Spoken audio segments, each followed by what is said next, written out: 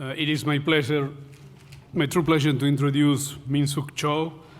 I swear that we didn't program his lecture 4 days after Parasite won the Oscar. So it's not really like this is a Korean week of creative, remarkable people. It just happens that way. But it's an interesting part of the story in the sense of the way that the world is changing and is being shaped, and how the exchange of ideas between different cultural backgrounds is making a lot of people that produce a global culture despite certain kind of a neo-nationalism that we see at the cultural level. We can argue that we are in a train that will not stop. There is a whole different way to approach any of these things. So I think Minsuk's work is pretty much in tune with that. He's running one of the most interesting practices in Korea, and not only there, but in many other places that he's operating. And I think he also belonged to a peculiar generation. Is never a good way to think about architecture and design, but nevertheless, in the last 30 years, there has been certain critical shift that produced certain frames of time. And I think Minsuk's work belongs to a very peculiar one, which is, I will call it a transitional period between a world that was operating analog, and suddenly the digital explosion happened, and it changed the trajectory of how we think and we produce architecture. His own background is an interesting and diverse one from the people that he collaborated in the past. So, which it reflects in the body of work that he produced, which I would say is much more in tune in the way that, let's say, music is produced today, more like a DJ, which is a different kind of expertise than the traditional single instrument. So his body of work, you will see, it has a lot of diversity in terms of interest, but at the same time, it produces a coherency. But it's a coherency that emerges by combining a lot of variables. That's what I mean about this kind of what I will call, which myself and many others, we are the transitional generation that move from one notion to produce and think architecture into a different one, and in a way it cannot blend and benefit from those two angles. His body of work is growing at an incredibly fast speed, and the diversity of projects that he's working. So I think it's a true pleasure and with a very high level of curiosity that I have to. I'm looking forward to see what he has to say, because, as I said, it's a body of work, and it's a way to approach architecture that is very difficult to catalog in whatever standard we are accustomed to it. And I think that's what makes him a remarkable, interesting figure for us to listen tonight. So, without further ado, Minsuk Cho, welcome to SCI-Arc.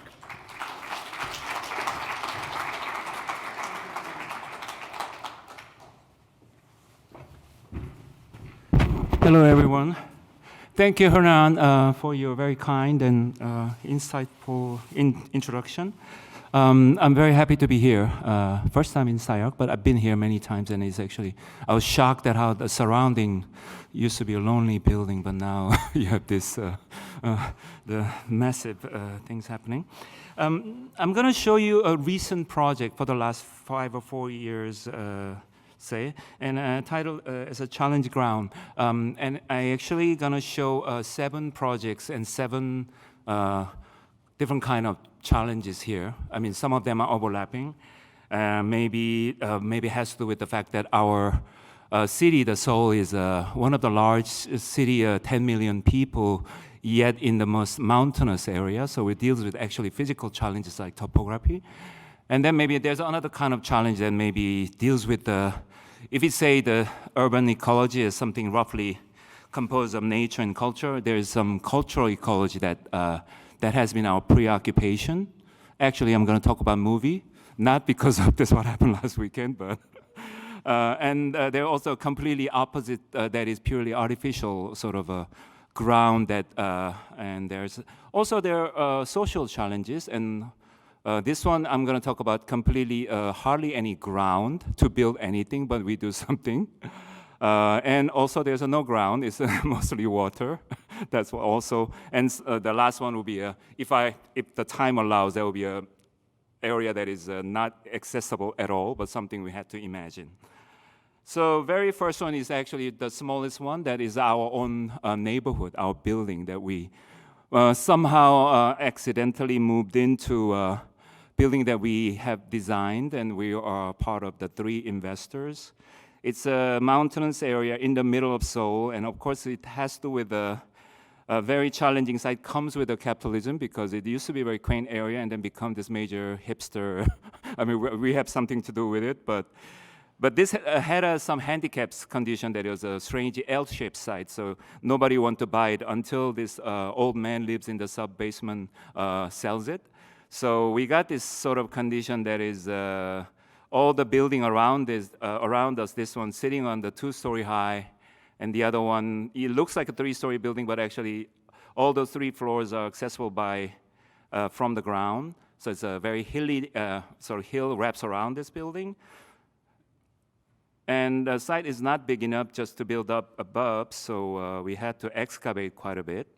And this, it's almost there about, I think, 20-something constraints that become frozen, and it's almost pushed to a maximum sort of opportunity. And a lot of this building sort of parts are predetermined more or less, yet also we have to go further, and it becomes this almost social condition that we had to negotiate with the neighbors. So I'm just going to quickly go through what happens, all these boundaries between our building and the neighbors, and how it's exploited. Basically, we convince them to take down the wall, so we got this nicer little garden together. And this retaining wall become a light reflector. We have to spray concrete like 8 inches thick to stabilize, because we have to excavate. And then there's different form of ecology naturally happening with well-fertilized sort of a wheat field.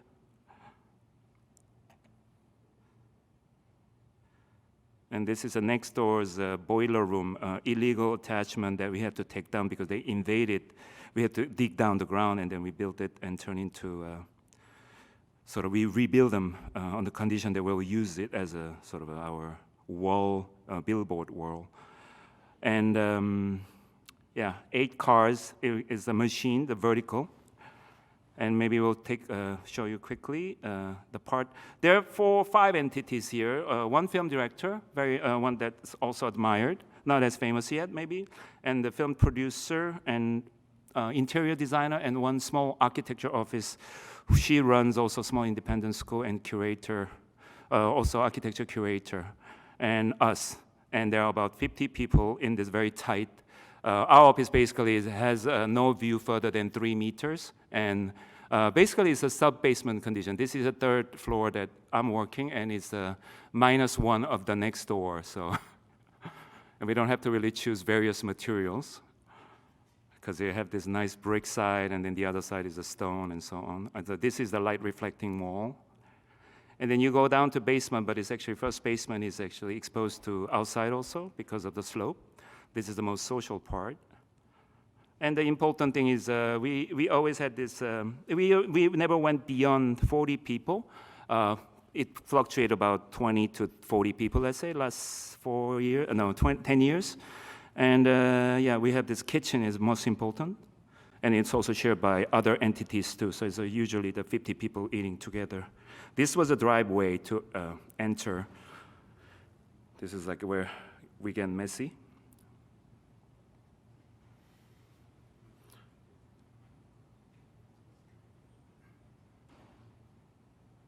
So that's the first project. And it just shows sort of a context of where, what we operate. So this is a Namsan, a very symbolic mountain in Seoul, in the middle. And you're looking at the same tower from the other side. The second project I'm showing is about this filmmaking industry. And this is Chungmuro, which is what we call Hollywood of Seoul, because it started filmmaking. I mean, last year was a 100-year anniversary, but it's late 50s after the Korean War. This is where it started to happen. And this is a Cinematheque sponsored by City Mayor's Initiative. And this is Bong Joon-ho part. First movie, I don't know if you have anyone seen it. I saw it, and in 2000, year 2000, Parasite was the 7th film he did. First film was only about 60,000 people saw it, and I was one of them. And I actually saw it when I was living in New York at the Anthology Film Archive. So probably in Americans, maybe a couple hundred people saw it at theater, but I really recommend you to see it. It's still my top 2, maybe top 3. And the thing is, of course, the environment has changed quite drastically over the last 2 decades. And the problem is that first movie like him will never get produced anymore, because producers don't take risk. And I think that was really amazing moment that people, Korea, the liberal democracy happened mid-90s, and there's this explosion of no censorship and expression, and there are really interesting, edgy filmmakers came out. And Bong Joon-ho, who's next post Bong Joon-ho, where I'm quite doomed about it. Of course, there's this really huge blockbuster type of people. And movie, how 20 years ago was also consuming was much more, let's say, urban experience. You had this sort of old theaters with the presence with big marquees, and it was very festive thing. Now, of course, it's become something else. And so this theater was, it was invited competition. And this sort of shows where it's located, our office, and on the other side. Chungmuro is a street name and had lots of these old theaters with these great presences and characters, but it's also surrounded by all these other printmaking, and it's like this semi-industrial. These are the old theaters. Some of them are, they're all gone, but either replaced by this multiplex or something else like office towers. And 1968 was where people used to go like almost 6 times a year. And then TV also killed the movie film-going experience. And then 20 years ago, this whole shopping mall with other things kind of strike back. But then Netflix, there's a stagnation. So still Korean goes to about 4 times a year movie. So it was actually, we were quite invested in, I mean, for me, it's quite, I watch a lot of films. And 2001, even before I came to Korea, I think this is one of the projects made me come to Korea. Chungmuro, the subway station, had an underused corridor, 70-meter long, 6-meter wide. And the city, city official, one of the city cultural department had an idea of turning this into a nice movie poster gallery. So, I keep misoperating this, sorry about that. And then they assigned this very young, in their 20s, mostly female, independent filmmakers. I'll just play it. I'm sorry, I'm not used to it. To run it, and then they decided. I mean, they dreamed about like, hey, we can do more than just a gallery of this kind of display of movie posters, but actually movie production, and actually there could be a little 50 people theater, and they can have many small independent sort of film festivals and so on. So it's still going on, and in a very dilapidated form, because the land price was very high, that people couldn't sustain there very much, these young filmmakers, but that was one opportunity. And then 9 years ago, there were advocates, including like Park Chan-wook and Bong Joon-ho, people like that, demanded this Cinematheque as a sort of more dignified sort of experience because now it's in the scattered format, they're kind of renting out one of the big multiplexes and so on. So, but the thing was, there was a city architect, we have a city architect in Seoul, and Seung Yo-sang at the time was really brilliant that instead of moving out to outside of Chungmuro, which will have a much cheaper land and larger land, because it requires 3 the movie theaters. Typically, you want horizontal organization, but they thought it was very important to kind of put it in the center of where it happened to keep the cultural ecology going. So we had this very small footprint, but you can go up to 50 meters maximum and 20 meters below ground, because we have to negotiate with the district about this like typical demand of cars and so on. So in a way, this shows like this 2 narrow, one is vertical, one is horizontal, one is 70 meter, the other one is 60 meter in height. We were in this kind of really tight challenge sort of ground to keep this thing. So in a way, for us, it's quite happy that this is going on. Just broke the ground. The mayor's groundbreaking event was canceled because of the coronavirus. We're a little bit over panicked, but it's gonna happen, finish in 2 years. So So basically, the idea was the most social, the black, the solid part, we call it montage 425. 5 solid part is where film viewing and filmmaking, where it doesn't require natural light.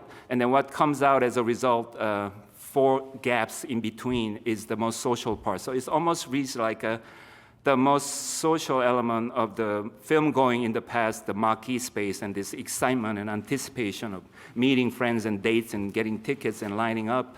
And that could be multiplied vertically to 4 different levels. And it kind of, the multiplicity, like many and one works well with this. As it turned out, after we won the competition, there are 3 organizations has to be part of, which is the art cinema, which is about the classic films. They're going to use 2 cinemas. Indie Space is only about the independent Korean films. The other Media Act is the nurturing and actually educating filmmaking for younger filmmakers. So the meeting has been that way, and they are quite excited about, oh, they can point out their organizations that way also. So of course, this building is structurally challenging because it's a columnless space you need for space like this. So it's like a cantilevered arms of this 30-centimeter thick concrete walls. So that's the ground level of first marquee. Second is the archive and library, but it's more or less very flexible space. Third one above the open place is the lecture room. The top one is where the 3 organizations works together. And the solid one we added on top is the open air. Also have a great view of the Namsan Mountain. We're on the other side. So that's, also each one has some little distinct angle corner, round corner, combination of those. Also, I asked Mayor to when I presented it after we won, it's like, can you please rent out when it's cheap, these old buildings around this, so that it's, because, also everything, we build something, by the time we get there, there will be other shopping malls already catching up before us and so on. And he was like, Mayor is actually really, really a good ally. He's maximum 3rd last term, and he's like, let's buy some, because I told him, these people need a lot more spaces. Third ground I'm going to talk about is actually the opposite, maybe completely flat. Culture doesn't exist. It was a farmland, but it's a new sub-center of Seoul that is near the domestic airport, Gimpo. And this is completely the landfill by the Han River. So it's almost like this super dense, it's like LG has these 20 buildings. Actually, the Tamain has this amazing R&D centers right here.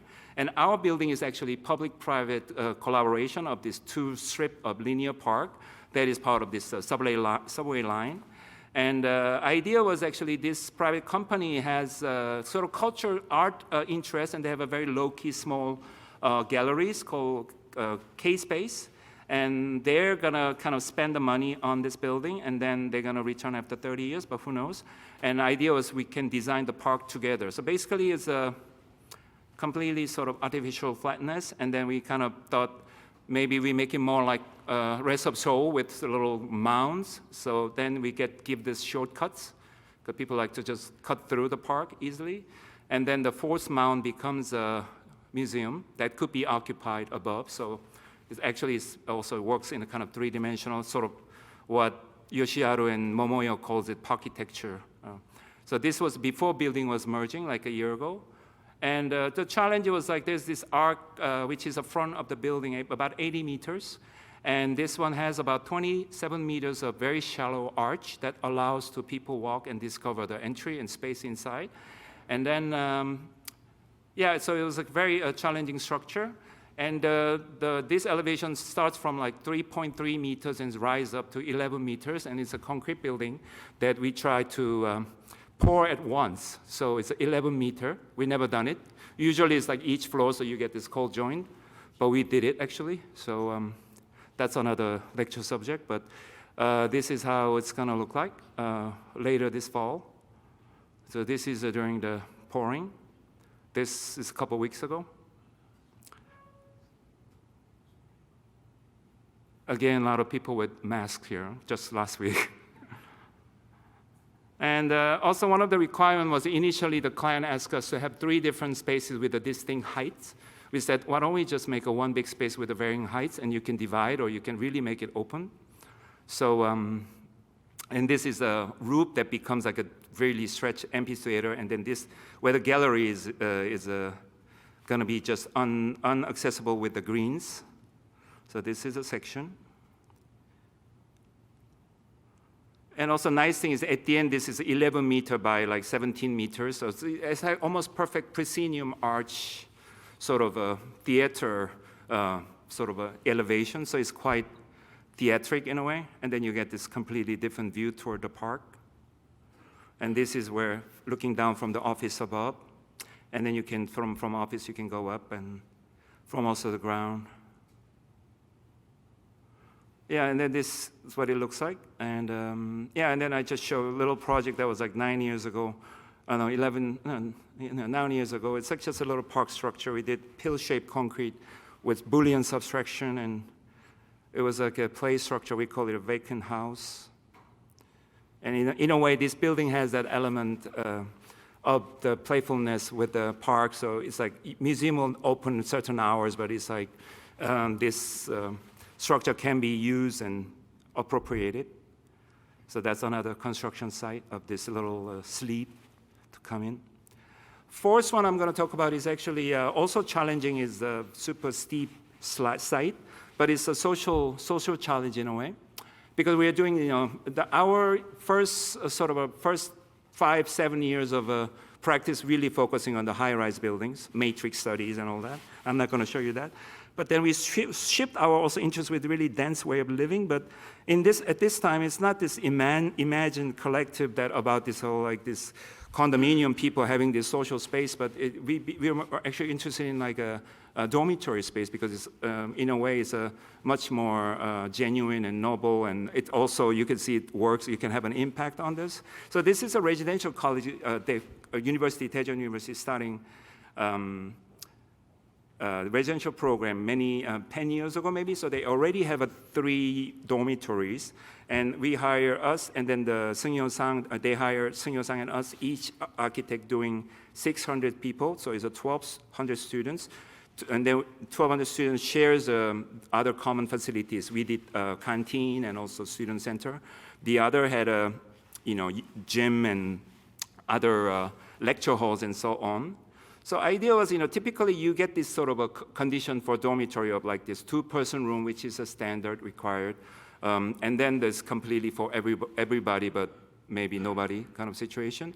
And we thought it would be very interesting to have this different size and scale and kind of a sort of a community, you can say, but you can sort of interact, because this is kind of before they become this member of a society, this forced sort of pedagogical way of living, being part of certain academic community can play a certain role, which is about this spatial negotiation and so on.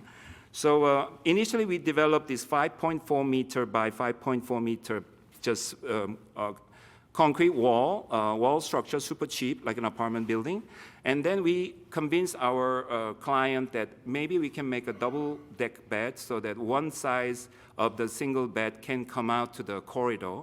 So you get this 2.4 meter wide gap in between these, otherwise it will become like a double loaded corridor situation with just people passing by.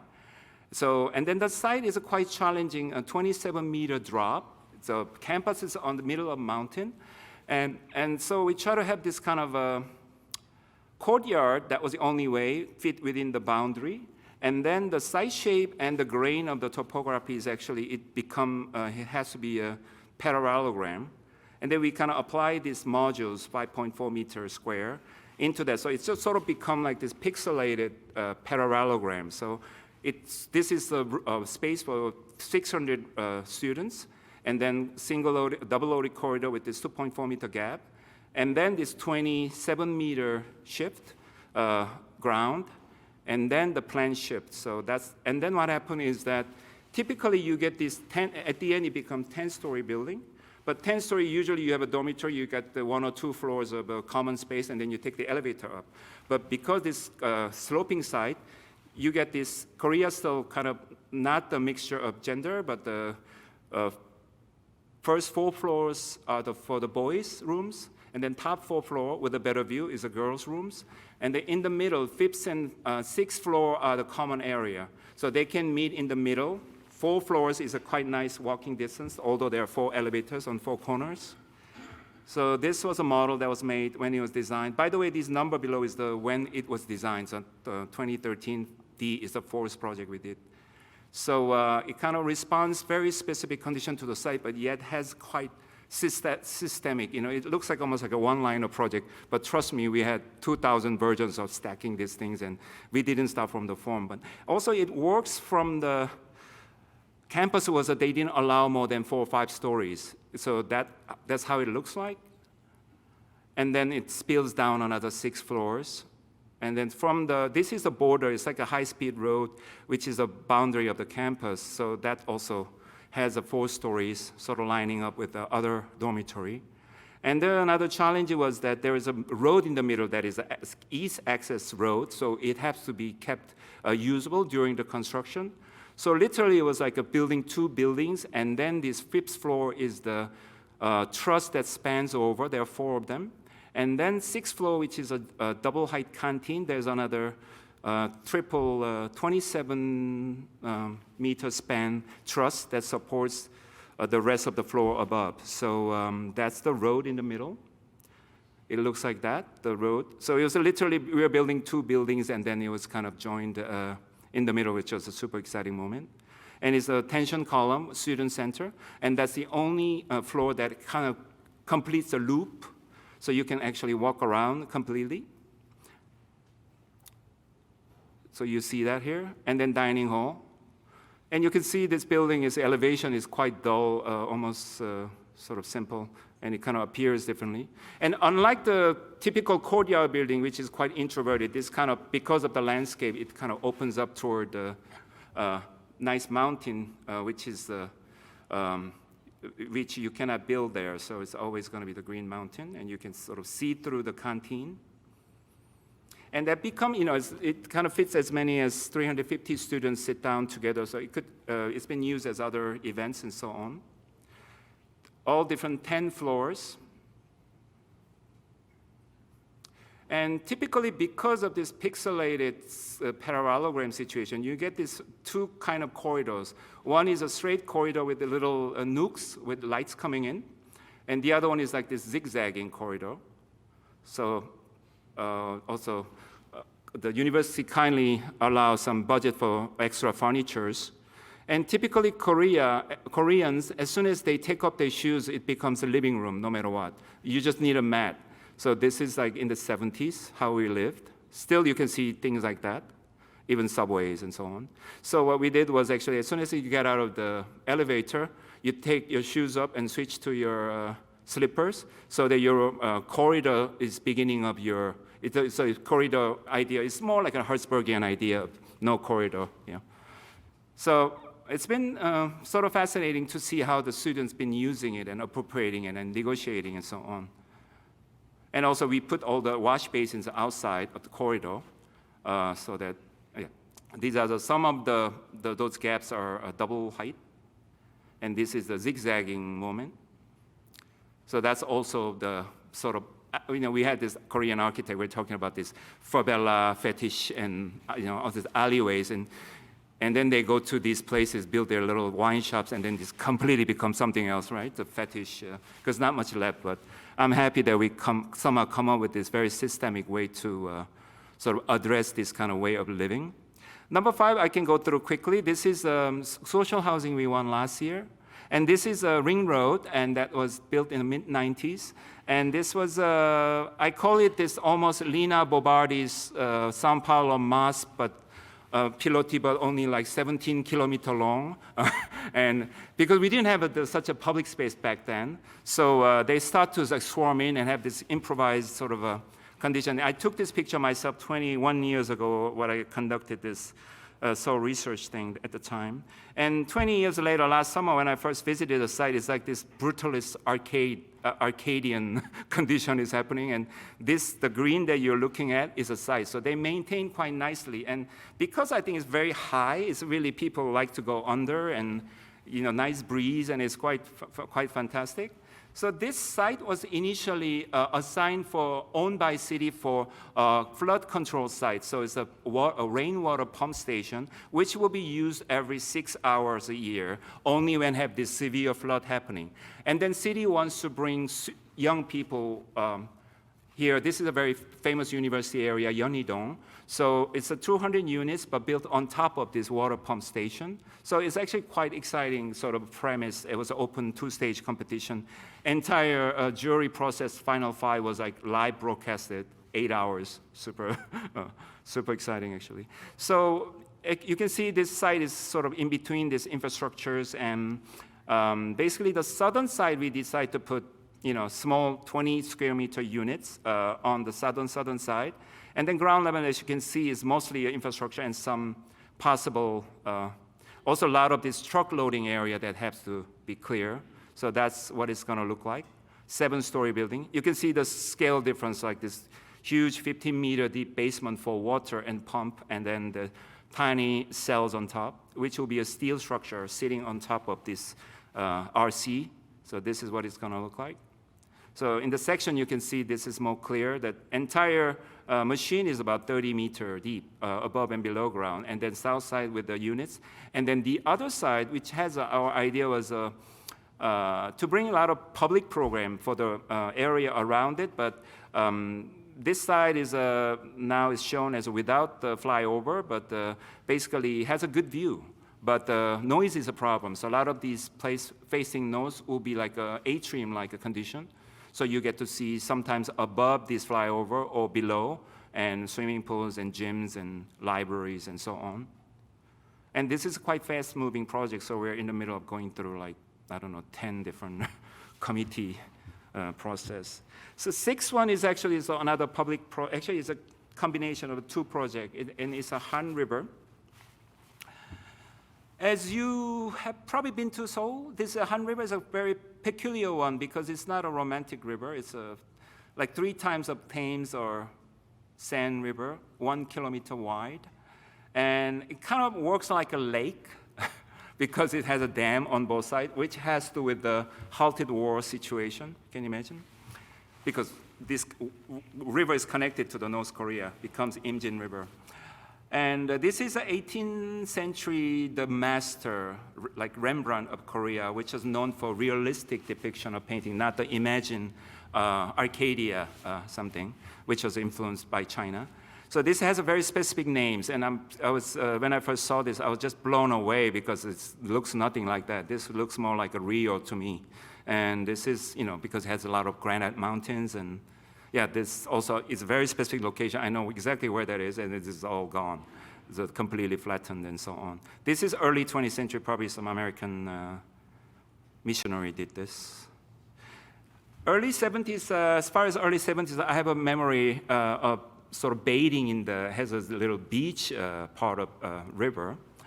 But I also have the memory of flooding at the same time, like cars floating around, and very much this condition every monsoon season in the summer. And quickly become completely controlled, riverbank created. So now you can see how flat it is, just a very vast blend. The riverbank, which has this fluctuation zone of the vertically 9 meters, has you can't really build much. That's a challenge. So that's an excuse, but that you can see how the drastic change has happened just quickly over the last 50 years or so. This is a picture I took in the Pampo Bridge, one of the popular spots at this riverbank. All it takes is few food trucks and water spraying machine along the river, along the bridge, and it's packed with people here. You'll see soon, and it's almost shocking and moving and sad at the same time. And I think it's it shows you can see how little people can be impressed but trying to make the most out of it. You can see? Okay, sunset helps, of course. I'm going to talk about Pamsum is an island, one of the islands that disappeared. This lasted until 1968. And this was kind of like a zomia, is a word for uncharted territory. It was a sort of exile island, but they had a skill of ship making, wooden ship making. And this one disappeared because of just next to it, there's a large delta, and that they wanted to create the riverbank. They need a rubble. So it was a 7-kilometer long periphery. The perimeter was created only in 100 days, which by the military dictatorship time, he's the general become dictator for 19 years. So what happened was this sacrifice, at the time people were living there, more than 400 people, 71 families. They got kicked out, and it was just the remains of it, but slowly it grew back. So over the last, let's say, 50 years, it grew 6 times larger than what it was before. And it became sort of a Ramsar site, which is a UNESCO for bird migrating site. It's one of those important ecology sites. And then it started to become a value, like it's still growing, protected. And it's an interesting thing is actually, you see, we rent a really fancy love boat. It's like inside looks like a motel, love hotel with like heart-shaped pillows and things. And we shoot this thing because it's nothing happening. Unfortunately, this activity was, when we were there, somebody jumped out of the bridge. This is the only thing that's happening there. But yeah, it's when you're looking at the Bamsam now, this growing island, and idea is that it's really often people were misled by this scenario of inspiring resilience or power of recovery of nature and so on. So it has this kind of ecocentric sort of resurrection, second coming scenario. But then I think I'm going to get to Bong Joon-ho's story that this Bong Joon-ho movie, the host, I don't know if you saw it, this US Army dumped some toxic things and this monster grew and is just running around rampantly and everything happens in the Han River and threatens, kills family and so on. So there's a whole anthropocentric sort of, what do you call it, apocalypse that is sort of two contrasting sort of narrative that we're living in. But I think it's both quite biblical and I don't know, it's not my thing. And I think what you're looking at it carefully is the reason why I was able to return was because of the dam on both sides. So the sedimentation, because the river is usually very slow, is totally controlled. So it's gonna grow no matter what, you know, it's just, that's kind of a situation. So it's sort of like unplanned, unintended collaboration between human and non-humans, per se. So yeah, there's this monster film, Bong Joon-ho. So you know, basically we're saying, yeah, it is what it is. And I think we should be very aware of what we do. And basically this is kind of a mutant condition. Anyway, this is a long introduction for small project that we've been working on for the last 4 years. And it's still going because it's a very tedious negotiation process. And this is basically the bird watching sort of a floating pontoon structure. It was also invited competition. And idea was that they actually wanted to have something really stand out, or I don't know. But we thought, I mean, this idea was actually you can't go closer than 250 meters to the island, not to scare the bird off. So that's where the boundary is. And basically we try to get this very long walk, which is very irrational because the other one is all about moving fast, but this is about this very nerdy passion and devotion. I don't know if you know any bird watchers, but they spend hours just still checking the kind of bird they discover and taking pictures and so on. So it has this kind of a drawbridge that is connected to the riverbanks. And it's like this I-shaped precast concrete that will be shipped from the barge from the southern area, which will be made. And we have all the plans, but we just have to have a few negotiations left. So it was a long, frustrating process. And then more than a year ago, now it's like 14 months ago, the idea was so that we cannot go to this island, but the birds, some brave ones can like visit us also, because we're gonna create also, so simulate this because all the seas can, the water direction will kind of get there, and it's also gonna be like replicated, almost like a satellite island. So that's the territory, the ground, challenge ground that we had. And then we have this long, tedious process, but this power plant was behind. And there was also open competition, two-stage was announced. And we knew eventually will come because these things are like an old refrigerator or car, so they need a new, better, clean energy, LNG, liquid natural gas, and they just completed this one. So the power plant, public-private entity, donated this shell to the cultural department of central government. So that's what it looks like, and this is our scheme, which hardly look like we have done anything, with the flyover in between. So this power plant is 1930s when it was began. You can see with all the sailboats made by the Zomia people. 1950s, just after the war, second, third one was built. Still looks very kind of romantic with the beach and so on. 1970s, which is a current one that we are inherited. Now you can see the flood control and disconnection at the same time. So you can see some ships. This is the picture I took from the new power plant, top of the office, which is going to be which is one of a kind because it's all underground is a power plant, and they turn into a park. So this competition is a part of a big master plan. And our part is, I call it Budget Tate Museum, basically, because the budget is actually hardly any. But then when we went to the competition site visit, I was completely anticlimactic because this is what you see from the ground level. It's completely blocked by the almost 4-meter high structure at the eye level, and then you can barely see our floating beam with a little bird, hopefully. So that was like what we're gonna do. I thought we're gonna do like Snow-Heta's Opera House with this like riverside something. It's like bummer. And then when we went up to Turbine Hall roof, this is day and night. This is that propaganda city, Yeouido, which killed this island, and this island came back. So this is a reservoir for the power plant. So idea was actually, we use this as a platform. We call it a podium, Danginri podium and promenade. And basically, we want to make this 18-meter high level roof into really like a public ground. So basically, we have a giant elevator, so you bring all the food trucks and so on, and people can really go up, and they have a really great view all around. So that's our plan. You can see it will be much better than the water sprouting. And then all this existing structure will be operated for a different way of accessing to the roof. So we call it promenade. There's like 4 different promenades, including one that is a kind of straight up sort of Pompidou-like escalator. And then there's 2 machines. One will be saved as an industrial relic, but there will be a tour program and so on. So this is 1968 American engineer drew this plan, a section.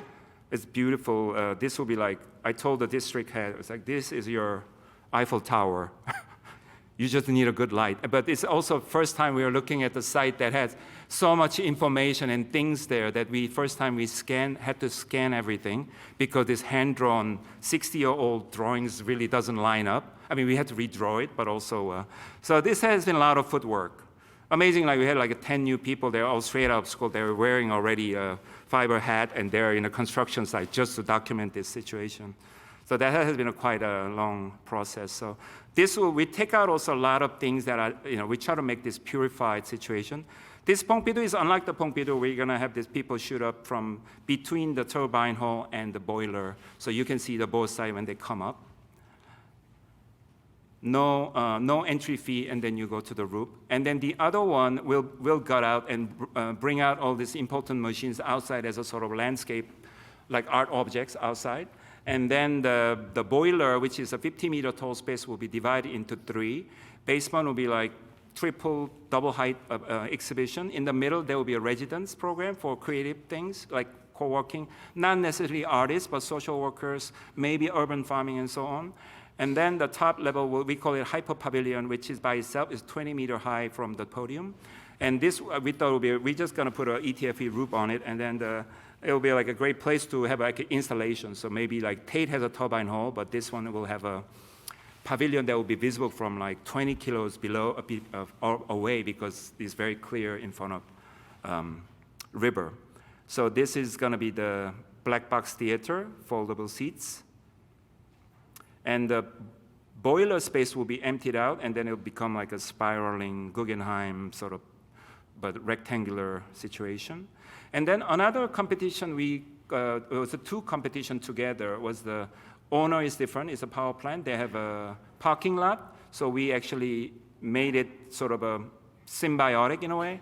This is all underground thing that is already now almost built. It's going to open this spring, this part, so this is a new building. So this part actually will be, our idea is that actually is a vertical lift door. I'm showing LA example, Getty Center. So what happens is 50 meters and then 10 meters, 70 meter, two turbine hall will be 130 meter long space, and then outside 120 meters, so total 250 meter. Still shorter than SCI-Arc building, sorry. So you have a different use of markets and book fairs, and there's lots of very interesting thriving activities in Korea. So we're not going to do a precious event, but it's like this is a comparison. Tate Modern, maybe we beat that. Arsenale, longer, but we're wider. Pompidou, and so on. So that's when it becomes. Also, this area is a Hongik University, known for art school and sort of underground music and technos and so on. So this could be a really great rave venue. No neighbors complaining about the noise, maybe. So this is the view. It was the last summer. It's already different. This is where the power plant is. This is a new office attached to these giant chimneys, making sure that there's no harm. They're literally like living with, proving that it's, neighbor, hey, this is okay. And this is this underused space. We're just getting a little out of time, maybe. So you can see the whole stretch of it, about 300 meter long. And yeah, it's like, yeah, maybe. We made a quite elaborate model because it's so complex we needed it. Like really, I can really assess still. So basically it's a ground that is had to create for public that is not meant to be public at all, but horizontally 250 meters and vertically, when you count the floating, that's actually, like almost 50 meters of vertical condition that we try to make public occupied, because Han River is completely barricaded by this private interest of experience of private cars and apartment blocks. And then these are the two organizations that we had to deal with, and we happen to be the only common element. And this kind of thing happens without, like an orchestra without the conductor. And we, of course, we don't have that role. We are just hired, but somehow we are common elements. So these are all these interactions I had to follow. It's quite elaborate video of that, actually. And then we had a chance of showing it to Seoul Biennale of Architecture that is happening second time last fall. So as if this interaction is complicated enough, we try to engage the public. So a lot of post-it notes. Trust me, this has really good suggestions and comments and very cynical remarks also. And then we had 5 major events there on site, all recorded.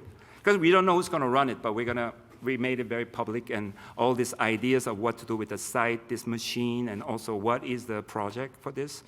And that was sort of our idea. So this is like current state, and hopefully this comes, and then this comes. Okay, do we have another, maybe, quickly? Okay, so the last one is about the political one. The challenge ground is, I think it came from, you probably heard of this thing that I curated was Venice 2014 Korean Pavilion. Initially, the REMCOA's mandate was absorbing modernity over the 100 years. So when I was given a chance to participate this kind of a pitch, it was a competition. It's like South Korea wouldn't make sense because 100 years ago was one country, just a Japanese colonial rule. So yeah, let's engage with North Korea, which is completely a cuckoo idea. Still it is proven to be. But looking back, it was probably the most worst time between the two countries since the division after the war of 67 years. But we actually genuinely contacting, and it was a quite interesting experience. But then we had to give up and switch to Plan B, which is about the North and South Korea through the eyes of architecture in the city, but by 14 different nationalities by, I think, 39 participants. So it became really expansive sort of an exhibition. And it's, in a way, it was a kind of a bittersweet, failed sort of a plan B thing we brought up. But the best thing, I'm not going to get to all this exhibition part, but the best thing came out was I spent quite a big budget of the exhibition to bring all these people from different part of the world who had interest in these things. They all knew of each other, but never met in person. And in a way, it became like almost camaraderie, a really amazing festive moment of people recognizing, and they start to also spin up this very different kind of varied, sort of with a similar interest. So it's kind of project that has become like a nonstop for me. So this was kind of quite festive moment that we had this kind of selfie moments and so on. So this was initially the, where the Korea is, and this was initially the first plan was just stay within this tiny little peninsula and make a little architecture exhibition about, I don't know, heated floor maybe, or roof overhang, maybe like some common element. That was the initial dream, which could be historic, I think. But then it became this very expansive thing, and this is 100 years of this 39 different people, chronology and also trajectory there.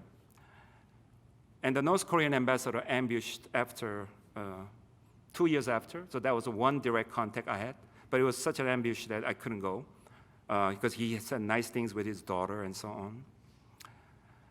And then this thing traveled and all that, spin up, I'm gonna pass through it. And then, so then just after the show, I was, suggested many opportunities, but there's one thing I took was this Korean artist. She's based in Tokyo for many years, and generation of Sejima, Shigeru Ban, very central figure there, Choi Jae-eun. And she said, I have this project, imaginary project, can you join? And it's about the DMZ, and this is a poster that we show at the Hara Museum last year. Sort of like, not culmination, it's a process of first 5 years of work. And basically, DMZ, as you know, this is a buffer between North and South Korea. It's been untouched by humans for the last 67 years. And it's occupied by, first, landmines, made in America, plastic, so it's gonna last another 500 years. Just thrown from the airplane it says 3 million of them, something. So, and then it become this kind of a gift from the tragedy that it's become this untouched reservoir of nature, 2,000 species, and including 102 endangered species. So it's a very unique situation. Her idea is very simple, to create this floating passage, and with the Cheongja, which is a sort of stopping moment, which is kind of traditional way of sort of stroll through the landscape and observe this thing. So she and her, one of old friend, Shigeru Ban, come up with this. Shigeru helped her structurally using the live bamboo as a column and hovering above, all wooden structure. This was the Hara Museum last year. Mumbai studio, Bijoy, she invited also like artists. Olaf Eliasson had this dew capturing sort of beautiful installation. Sung Yo-sang came up with this decaying tower. And then she also asked us to, like everybody, a lot of people come up with the rules that nature being the center, and what to do, like what's the visiting hour, how many people. We don't want this to be like a tourist thing, but like Dosa from LA, she designed, fashion design, designed this camouflage for people so that they're least visible and so on, and what to eat, the toilet issues and things. My suggestion was no human language, just bird sound maybe you can do, but it's like a silent, just walk through it.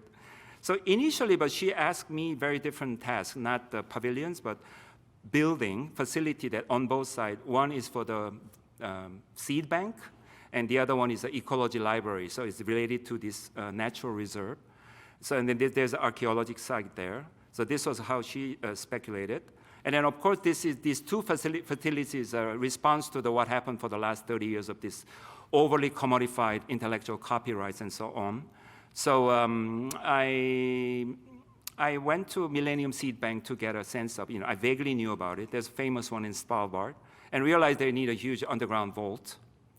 And then also there's a kind of a data storage that is, we're not talking about the Google data center that is also like crazy thing, but this is sort of opposite of that. It's almost like they're creating this a new way of Rosetta Stone to keep the important informations, and it's also like symbolic, but I think it's also appropriate response using like a micro printing technique on tiles or using 35 millimeter film with a QR code. This could contain like a one film and so on.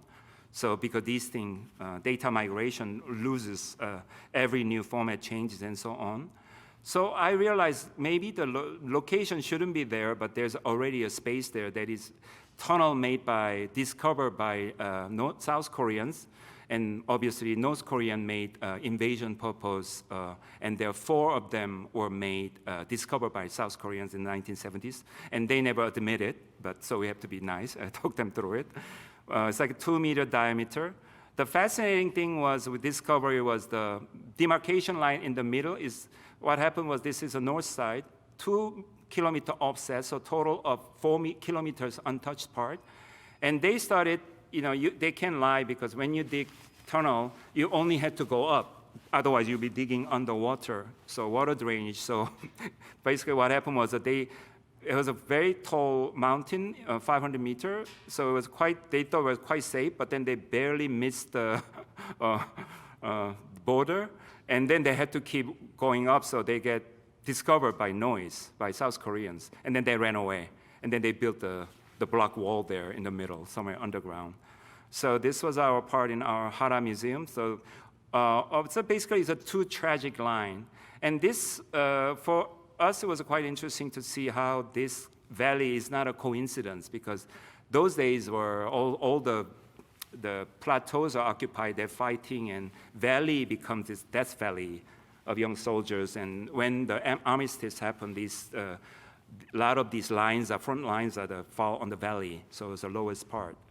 So idea was that maybe these 2 tragic line intersection can be the one that is completely different program can grow. So one is evolved for knowledge, and the other one is evolved for seas. So it has a different mechanical things. One more for the seas because it has to be constant temperature and humidity, and then the other one is just the shelves with the tiles and things. And outside that would be a facility because people had to sort out, and there's some public interface and so on.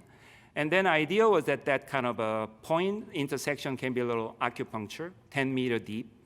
And it's a granite mountain, most of the peninsula, but 6 million years ago, there was also volcanic eruption. So actually, that's one of the reasons why the migration bird come to have a nice bath. It goes down to minus 40 degree, but then it's like 10 degree water in the winter. So maybe we hope that maybe something so bird spa can happen there. So it's just our wild imagination of this is our bird eye view, but looking up, taking bath. And then we can imagine also bringing this kind of a stone quarry machine, that we can cut the maximum size 1 by 1. This helicopter can carry about 13 tons. So it's like a 5 meter, we kind of calculated. So it's like a circular hole, but then we create this kind of a flat plinth of this giant overscaled plinth. And then idea is that we bring this to library, and initially this data, the above ground facility for the seed bank can be designed by North Korean, South Korean, or whoever, because I do think that everybody agree that it has to be everybody's concern because it's quite important ecological site. So this is the facility content. I took this picture myself. And we're working with also a brilliant brain scientist, sort of making the manual. Oh, no, actually, this is a seed bank manual. That's a DMZ Ecology Research Institute who's been committed, sort of observing, documenting all these phenomena there. And also the knowledge data that would be related to the ecology of this site, but it's by this brain scientist, actually, Jung Jae-Sung. So that has been, you've seen these images of these blue buildings, Panmunjom. You've seen these too. Okay, so I should only be hopeful. And only 12 years ago, Kumgangsan, we were able to go to play golf, and now no longer. This was the outcome of this 10-year amazing sunshine policy. Kaesong, there's an industrial zone that I used to know a guy who used to go to work every morning because it's only like 40 kilometers from Seoul. there's certain rules, like he cannot bring his USB back and forth, or there are certain strange things, but that stopped about 4 years ago. And also a lot of this disconnected infrastructure on the archaeology side could be a common project. So we're just adding more sort of options to the table in a way. So I'm finishing with these 3 different challenge ground. And thank you very much. You've been so attentive. Thank you very much.